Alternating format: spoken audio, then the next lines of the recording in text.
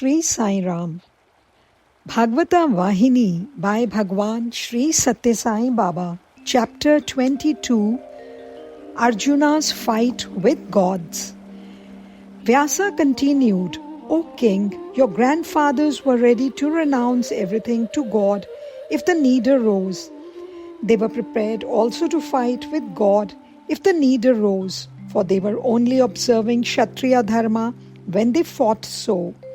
You must have heard the story of your grandfather fighting against Shiva and winning from him the divine weapon of Pashupata Astra. At this, the king suddenly raised his head and asked, Master, what did you say?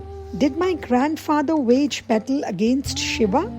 I have not heard about it so far. Tell me all about it. Satisfy my thirst to know about it. Parikshit fell at Vyasa's feet, importuning him to narrate the story. Vyasa cleared his throat. Son, how many stories have I to narrate to you? The relationship between the Pandavas and the gods need for its full elaboration, not hours, not even months, but years. Still, since you implore, I shall tell you as many as possible within the time available. Listen, O king, the Pandavas were living in the forest. One day, Dharamraja was overcome with anxiety. He felt the wicked cousins, the Kauravas, may not allow him to rest in peace even after the period of exile is over. It was very doubtful if they will give them their share of the empire. Dharamraja was afraid that war was inevitable and that the great bowmen of the age, Bhishma, Drona, Karna and Ashwathama, will then range themselves on the side of the Kaurava hordes.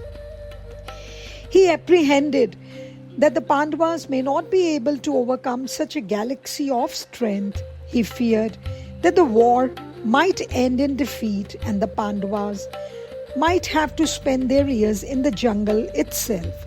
Seeing him in the depth of woe, Arjuna approached him and craved for his blessings and permission to go forth and win by asceticism weapons from the gods to defeat the foe. Dharamraja directed him to proceed and please the gods and win through their grace weapons to win the war. Arjuna went into the Gandhamadana area, which was inaccessible even to the most enterprising ascetic, and did tapas to propitiate Indra, the sovereign of the gods. Heaven was amazed at the rigorous of that tapas and his steady persistence. So Indra appeared before him saying, Son, I am pleased by your tapas, but if your desire is to be fulfilled, first win the grace of Shiva. Thereafter, I shall take you to heaven and arm you with all weapons heaven can confer. In accordance with Indra's advice, Arjuna sat meditating on Shiva in order to win his grace. Meanwhile, Shiva resolved upon a drama of his own. I shall tell you what it was. A huge wild boar, ferociously enraged, ran across the place where Arjuna was observing penance. He saw it, and though during the penance one had to desist from injuring any living being, he hastily took up his bow and arrows when the boar was about to fall upon him. Just at this moment, a bhil of the forest, also armed with bow and arrows, appeared before Arjuna with his wife. Arjuna was amazed that a woman was accompanying the bhil in that thick forest where no person could safely move about. But when he observed more closely, he found a huge retinue behind the bhil, consisting of men and women of fierce appearance, yelling and shouting in strange ways. Arjuna was perplexed and astonished. The person who first appeared, the huntsman, with the fierce face and the red glowing eyes, spoke to Arjuna, "You there, who are you? Why have you come to this place? You shall not live if you shoot an arrow against that boar, even by mistake. Be warned. I have pursued it and made it run thither. What right have you to take up your bow and arrow against it?" These words that he spoke entered Arjuna's heart like a sheaf of arrows. He felt terribly hurt, for a common huntsman had insulted him. "The fellow does not know my name or fame, or else he would have not challenged me," he said to himself. He raised his bow and shot an arrow at the boar. That very moment, the bheel too shot an arrow at it. The boar rolled on the ground dead. The huntsman was in the throes of anger. He showered abuses on Arjuna. "You there, you do not know the rules of hunting? When I have set my eyes on it, pursued it and selected it as the prey for my arrows, how dare you aim your arrow at it? You are a greedy barbarian." His eyes were casting sparks, so uncontrollable was his rage.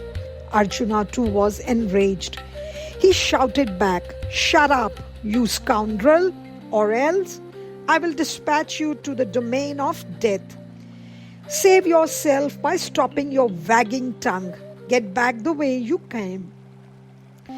The bheel stood up to that threat. He did not quail. "Whoever you are, I am not afraid. You may have the 330 crores of gods on your side, but I shall not yield. Take care. You are an interloper.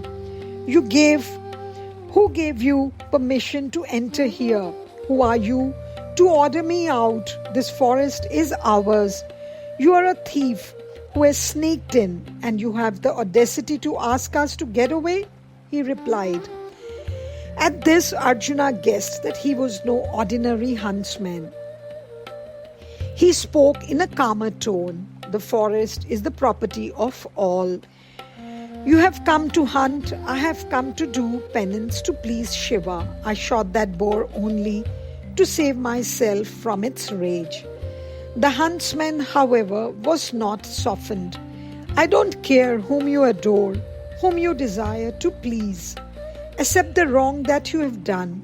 Why did you shoot the animal I was stalking? Accept and apologize. Make amends," he insisted.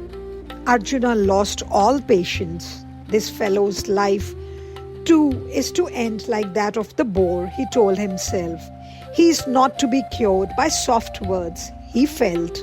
So he selected a sharp arrow and placing it on the bow, shot it at him. It hit him, but like a thorn on rock, it fell on the ground, bent by the impact. So the astonished Arjuna had to shoot a crescent-headed arrow, which will sever his head. But this was brushed aside by the huntsman with his left hand like a blade of grass.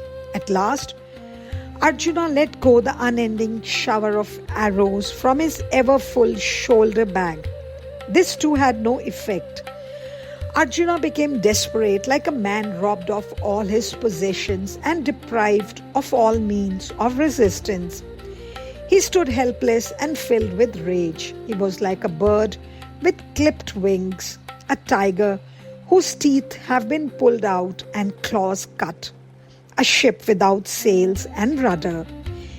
He made an effort to beat the huntsman with the bow itself. It broke into fragments at the impact. Startled at this, Arjuna decided to use his fists, for they were the only weapons left. Girding up his loins, he fell upon the bheel and wrestled furiously for sheer victory. The huntsman welcomed this new move with a hearty laugh. They struggled to overpower each other with such terrific holds and blows that it appeared as if two mountains were in mortal conflict. The birds of the forest were so frightened at the unusual din that they flew in terror far up into the sky. The animal denizens of the jungle stood and stared, sensing some great calamity that hovered over them. The earth shook, unable to bear the burden of the encounter. Despite everything, the Bhil was evincing no trace of exhaustion. He was laughing in absolute unconcern. He was as active as when the fight first began. Arjuna, however, was bathed in perspiration. He was gasping for breath. His fist was jammed and bleeding. The Bhil was unhurt and not in the least affected. Besides, when the Bhil once caught Arjuna in a light hold, Arjuna vomited blood. At this, the Bhil burst into a cruel laugh and exulted before his consort with a meaning look. Did you notice that? Arjuna reeled and was in great confusion. He lost his moorings. He whispered to himself, Krishna, why have you humiliated me thus? Is this too a scene in your drama? Truly, this Bhil is no ordinary mortal. Perhaps you yourself have come in this form to trample on my pride. Alas, to be overwhelmed by a forest-dwelling huntsman. No, this is your stratagem, your play. This Bhil is no ordinary fellow. Save me, for I believe this is you yourself. When he said this and turned to the couple in front of him, he saw there not the Bhil and his wife, but Shiva and his consort, Gauri. They were blessing him with a captivating smile. Their hand was raised with the palm towards him in the Abhaya pose, assuring him that he had no reason to fear. Arjuna was overcome with delight. He ran towards them, exclaiming, O Shankara, Mother Gauri, and fell at their feet. He prayed that they should pardon him for his rashness and ignorance. Gauri and Shankara, who are the embodiments of grace, lifted him by the shoulders lovingly and stroked his head affectionately. Son, they said, you have attained the fruition of your life. You did your duty as you were bound to do. This is not wrong at all. Now, take this. Here is the sign of our grace. And he got from the hand of Shiva himself the divine Pashupata Astra. O Maharaja, how can I extol the prowess of your grandfather, who combated with Shiva armed with the invincible trident? The source of that courage and daring lay in the grace that the Lord Krishna showered on him. Your grandfathers never thought of even the slightest activity without his specific order. Indeed, in the Mahabharata battle, his grace was bestowed unasked every moment in ample measure. The depth of love that prompted that grace was known only to them. Others cannot gauge it. When Vyasa was remembering this, he shed tears of joy at the good fortune of the Pandava brothers, and not he alone. The person who listened, namely Parikshit, was even more overcome with admiration and thankfulness. He was shedding tears of joy. His lips quivered with emotion. His voice was broken by excitement. He could not contain himself. He exclaimed, how fortunate I am that I am born in this lineage. How brave, how devoted, how redoubtable were my forefathers, and imagine my luck that I am here, able to hear their glories from the lips of divine sages like you. Oh, I am indeed thrice blessed when I listen to the exploits of my grandfathers and the glories of the Lord Krishna. I can never say I have heard enough. I long to hear more. Pray, Tell how the Lord saved and guarded my grandfathers in battle. It will be some source of contentment for my hunger, some quench for my thirst. Jai Sai Ram. Saishwaraya vidmahe Sathya Devaya dhimahi Tanna sarva prachodayat. Om Saishwaraya vidmahe Sathya Devaya dhimahi Tanna sarva prachodayat.